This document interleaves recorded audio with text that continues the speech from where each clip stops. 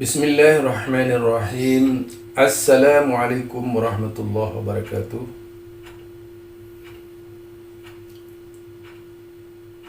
Alhamdulillahilladzi arsala rasulahu bil huda wa dinil haqq liyudhhirahu 'alad dini kullih wa kafa billahi syahida.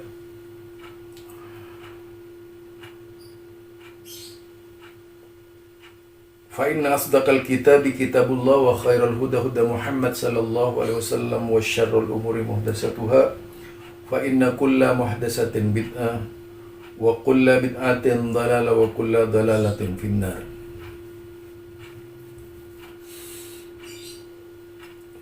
Kembali bersama saya Zulkarnain El-Maduri. Hot isu kali ini yang akan diangkat berkaitan dengan kumpul kebo yang dihalalkan. Jadi kumpul kebo yang dihalalkan oleh Pengadilan Negeri Yogyakarta. Kalau tidak salah itu tanggal 16 ya, bulan 12 2022 itu.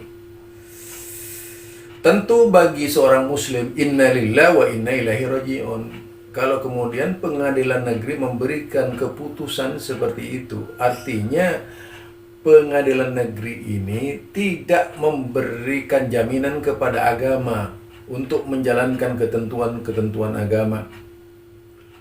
Padahal di Indonesia ini ada dua ormas yang seharusnya dimintai fatwa oleh pengadilan negeri dan tidak bertindak, yaitu sewenang-wenang terhadap persoalan agama, agar tidak selalu memunculkan persoalan di kemudian hari. Ini yang mungkin perlu diperhatikan oleh pengadilan negeri ya. Jadi kalau masih mengakui adanya eksisnya dua ormas di Indonesia seperti Muhammadiyah, seperti NU, harusnya kedua-duanya ini dimintai pertanggungjawaban. Padahal ormas itu banyak di Indonesia. Ada Muhammadiyah, ada RO, ada Persis, ada Al-Irsyad, yang tidak resmi banyak gitu. Mereka itu semua bisa dijadikan kesimpulan untuk mengeluarkan hukum. Sama saja nantinya kalau misalnya hal yang haram itu dilegalkan, berarti membolehkan perkawinan ilegal tersebut. Sama halnya dengan kumpul kebo yang legal. Jadi kumpul kebo yang dilegalkan, pembenaran terhadap kumpul kebo yang dilegalkan. Saya ini ingin ingin menyampaikan dua pernyataan dari ormas resmi. Yang pertama berkaitan dengan NU, ya, berkaitan dengan NU, hukum nikah beda agama, yang ditulis oleh seorang ulama NU yang sudah terkenal, yaitu Kiai Khalil Nafis, ketika mengangkat persoalan agama ini. Di persoalan agama ini memang runcing. Di sini kita tahu namanya Kiai Haji Muhammad Khalil Nafis, dosen hukum Islam PSK TTI Universitas Indonesia dan UIN Syarif Hidayatullah. Nah, itu dia. Jadi beliau juga saya sudah pernah bertemu dengan orangnya dulu di Majelis Ulama Indonesia. Beliau orang Madura asli ya. Nah, beliau menulis berkaitan dengan sikap Nahdlatul Ulama terhadap kawin beda agama. Itu didasarkan juga kepada pendapat-pendapat para ulama. Pendapat-pendapat para ulama sesuai mana yang menjadi kutipan beliau, terutama berkaitan dengan firman Allah, wala tankihul musyrikati hatta yu'minna wala amatun mu'minatun khairun min musyrikatin walau a'jabatkum wala tunkihul musyrikin hatta yu'minu wala abdun mu'min khairun min musyrikin walau a'jabakum ulaika yad'una ilan nar wallahu yad'u ilal jannati wal maghfirati biidnihi yubayyinu ayati linnasi la'allahum yatadakkarun. Itu ayat yang pertama Janganlah kalian menikahi wanita-wanita musyrik hingga mereka beriman. Sesungguhnya seorang budak beriman yang mukmin itu lebih baik daripada wanita musyrik walaupun dia menarik hatimu. Dan janganlah kalian menikahkan laki-laki musyrik dengan wanita muslimah sehingga mereka beriman. Sesungguhnya budak laki-laki yang beriman itu lebih baik daripada orang musyrik sekalipun dia menarik hatimu. Mereka itu mengajak ke neraka sedangkan Allah mengajak ke surga dan ampunan dengan izinnya. Dan Allah menjelaskan ayat-ayatnya kepada manusia agar mereka mengambil pelajaran. Nah itu ya. Ini kalau kita lihat di dalam situs NU resmi NU, adapun sebab turunnya ayat 221 ini menurut riwayat yang diceritakan oleh Ibnu Mundir, Ibnu Abi Hatim dan Al-Wahidi yang bersumber dari Al-Muqatil adalah berkenaan dengan Ibnu Abi Marsyad Al-Ganawi yang meminta izin kepada Rasulullah Sallallahu Alaihi Wasallam untuk menikahi anak seorang wanita Quraisy yang miskin tapi cantik yang dulu menjadi kekasihnya sebelum masuk Islam, namun masuk musyrikah. Dia tergolong wanita musyrikin. Sedangkan Ibnu Abi Marsyad adalah seorang muslim. Rasulullah Sallallahu Alaihi Wasallam melarang sahabatnya untuk menikahinya. Lalu Allah menurunkan ayat tersebut. Itu latar belakang ayat mengapa kawin lain agama itu dilarang. Nah ini jika kita melihat dari kesimpulan tulisannya, beliau juga berlandaskan kepada Al-Quran. Al-yawma uhilla lakumut thayyibat wa ta'amul ladhina utul kitaba hillul lakum wa ta'amukum hillul lahum wal muhsanatu minal mu'minati wal muhsanatu minal ladhina utul kitaba min qablikum idza ataitumuhunna ujurahunna muhsinina ghairu musafihin wala muttakhidhi akhdan wa man yakfur bil iman faqad habita amaluhu wa huwa fil akhirati minal khasirin. Jadi pada hari ini dihalalkan bagimu segala yang baik-baik, makanan 9 ahlu kitab itu halal bagimu, dan makananmu halal bagi mereka, dan dihalalkan bagimu menikahi perempuan-perempuan yang menjaga kehormatan di antara perempuan yang beriman, dan perempuan-perempuan yang menjaga kehormatan di antara orang-orang yang diberi kitab sebelum kamu. Apabila kamu membayar mas kawin mereka untuk menikahinya tidak dengan maksud berzina dan bukan untuk menjadikan perempuan piaraan, barang siapa kafir setelah beriman maka sungguh sia-sia amal mereka, dan di akhirat dia termasuk orang-orang yang rugi. Nah, kalau dilihat dari kesimpulannya yang disimpulkan oleh yaitu penulisnya, beliau adalah pakarnya, salah satu pakar di NU, itu kalau dilihat kesimpulannya diantaranya adalah sebagai berikut. Kesimpulannya beliau adalah kesimpulannya, pernikahan beda agama antara wanita muslim dengan laki-laki non-muslim hukumnya tidak sah menurut kesepakatan para ulama salaf dan khalaf.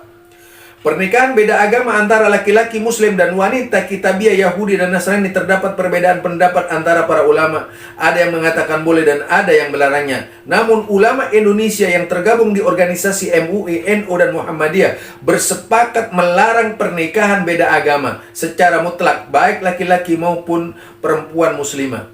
Dari uraian di atas memaparkan dari berbagai perspektif mulai dari rujukan tafsir fikih, peraturan perundang-undangan dan sosial keagamaan dapat disimpulkan bahwa ulama sepakat pernikahan beda agama antara pasangan laki-laki muslim maupun perempuan muslimah dengan orang musyrik atau musyrikah hukumnya tidak sah dan haram. Begitu juga ulama sepakat bahwa pernikahan perempuan muslimah dengan musyrik, kafir atau kitabi hukumnya tidak sah dan haram. Sedangkan pernikahan laki-laki muslim dengan perempuan kitabiah Yahudi dan Nasrani ada perbedaan pendapat antara para ulama zaman salaf. Namun ulama kontemporer, khususnya ulama-ulama yang tergabung pada organisasi-organisasi Islam di Indonesia, bersepakat hukum nikah beda agama secara mutlak tidak sah dan haram. Nah itu ya, ini ditulis oleh yaitu Kiai Haji Muhammad Khalil Nafis. Beliau juga kalau tidak salah sebagai ketua komisi dakwah di Majelis Ulama Indonesia.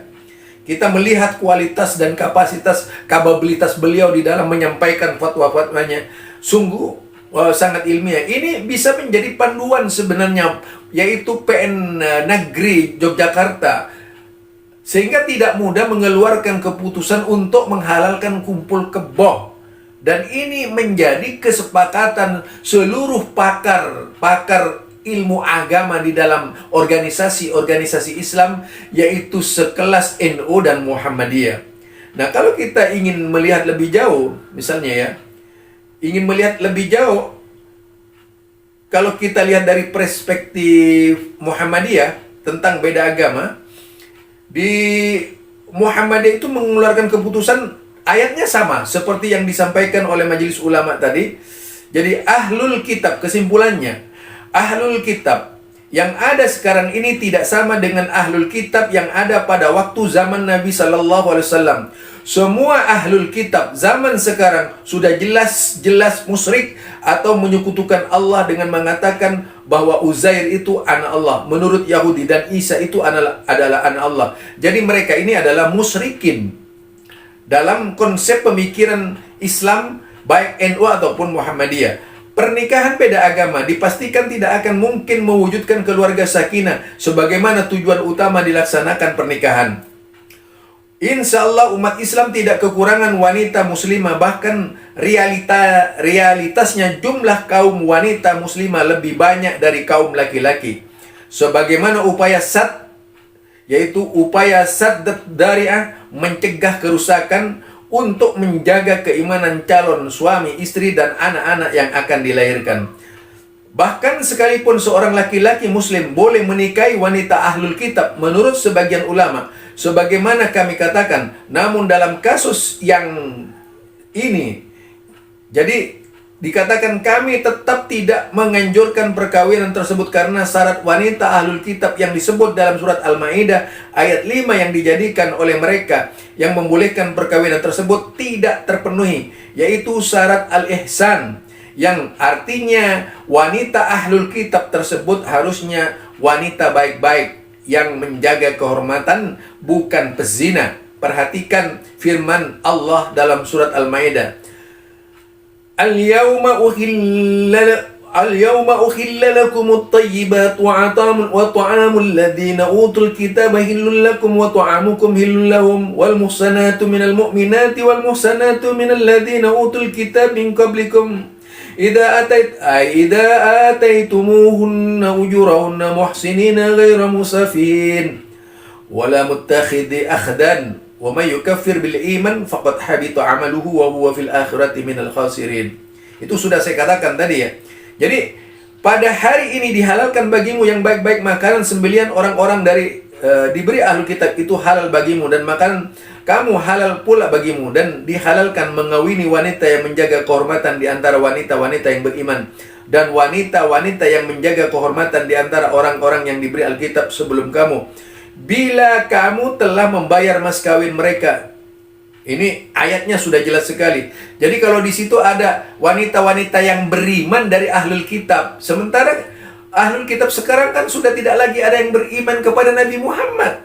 Dulu yang dimaksud itu adalah orang-orang yang beriman dari ahlul kitab kepada Allah, kepada Rasulnya, menerima kehadiran Nabi Muhammad sallallahu alaihi wasallam. Dan kemudian kita lihat itu dari kesimpulan terakhir yang disampaikan oleh Muhammadiyah. Oleh Muhammadiyah ini tidak ada bedanya dengan kesimpulan yang dilahirkan ya, yang dilahirkan oleh Nahdlatul Ulama, sama gitu. Jadi bahkan dikatakan pernikahan seperti itu adalah pernikahan batil, pernikahan yang tidak dibenarkan oleh agama. Tidak kurang stok wanita hebat-hebat, tidak kurang stok pria-pria hebat dalam Islam. Mengapa harus mencari wanita-wanita yang hebat di luar Islam? Padahal begitu banyaknya wanita-wanita hebat di dalam Islam, begitu banyaknya pria-pria hebat di dalam Islam. Nah, tentu saja saran kita kepada Perdana Menteri, yaitu Pengadilan Negeri Yogyakarta itu, agar hal ini dicabut dong, biar tidak bikin runyam negara gitu, tidak bikin runyam agama. Karena apa? Yang demikian bisa melahirkan sikap-sikap tidak percaya kepada pengadilan negeri. Karena dengan mudah menghalalkan peristiwa-peristiwa pernikahan yang jelas-jelas berbeda keyakinan. Ini saran dan ini merupakan masukan dari para ulama-ulama yang ada, baik dari MUI juga tidak pernah membenarkan, NU juga tidak pernah membenarkan, Muhammadiyah juga tidak membenarkan. Lalu ini Pengadilan Negeri Yogyakarta mengikuti siapa gitu? Agamanya apa? Dan tentu saja ini juga perlu menjadi pertanyaan. Sehingga bisa menenangkan umat lah. Umat tuh biar tenang. Umat itu jangan selalu yaitu dicekokin dengan kejadian-kejadian yang tak seharusnya dilakukan oleh pemerintah terhadap rakyatnya ya. Yang hal itu bisa memicu persoalan demi persoalan, apalagi persoalan-persoalan yang muncul di tengah-tengah masyarakat sekarang ini itu banyak berkaitan dengan agama. Tiba-tiba pengadilan negeri ini meloloskan, membenarkan, melegalkan kumpul kebo. Nah, tentu hal yang seperti ini tidak sepatutnya dilakukan oleh pengadilan negeri. Kalau bisa, ya saya sebagai rakyat kecil saja itu berharap ini pengadilan negeri menganulir kembalilah keputusannya gitu. Agar tidak menjadi bencana ke depannya. Barangkali itu saja dari saya, Zulkarnain El-Maduri. Subhanakallahumma wa bihamdika asyhadu an la ilaha illa anta astaghfiruka wa atubu ilaik. Ini menanggapi berita yang ditulis Detik berkaitan dengan kawin kumpul kebo yang juga terjadi di Tangerang. Sebenarnya banyak nih kejadian-kejadiannya di Indonesia ini, kalau kita lihat sejak zamannya dahulu kala sampai sekarang ini selalu terjadi hal-hal seperti itu yang pada akhirnya menjadi salah satu bagian dari tujuan agama-agama tertentu untuk memurtadkan pengikut-pengikut agama yang lain. Ini saja dari saya. Sekali lagi, subhanakallahumma wa bihamdika asyhadu an la ilaha illa anta astaghfiruka wa atubu ilaik. Assalamualaikum warahmatullahi wabarakatuh.